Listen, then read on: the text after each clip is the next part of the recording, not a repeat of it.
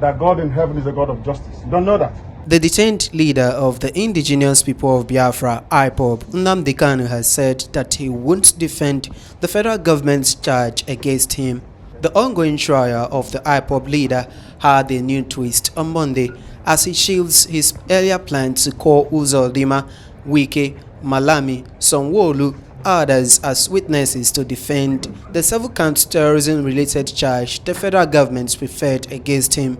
At the resumed proceedings on the case on Monday, Nnamdi Kanu, who recently disengaged his team of lawyers, adduced reasons before the Federal High Court in Abuja why he would not open his defense to the charge. He maintained that having gone through the case file, he discovered that there is no valid charge to warrant his defense. He contended that since he had been subjected to an unlawful trial based on an invalid charge, there would be no need for him to offer any explanations or defend himself through evidence of witnesses. Consequently, he shelved his initial request for the court to issue summons to compel certain persons to appear as his witnesses in the case. Nnamdi Kanu had, in a motion he personally signed and filed before the court, named several individuals that included 7 governors, ministers, ex-governors, and security chiefs among the 23 persons he intends to produce as his witnesses, describing them as vital and compelling witnesses in his case.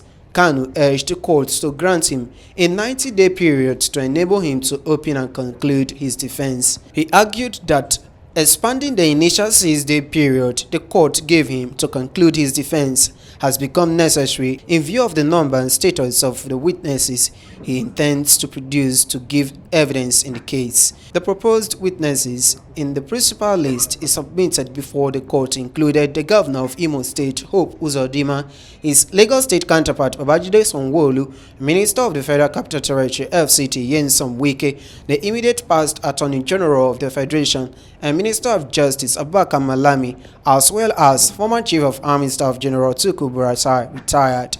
Others are the Minister of Works, Dave Umahi, immediate past Governor of Abia State, Okezie Ikpeazu, a former Minister of Defense, General Theophilus Danjuma, retired, immediate past Director General of the National Intelligence Agency, NIA, Ahmed Rufai Abaka, as well as the former Director General of the Department of State Services, DSS, Yusuf Bishi, following Kanu's decision to shift his plan to call witnesses to defend the 7-count terrorism-related charge the federal government preferred against him.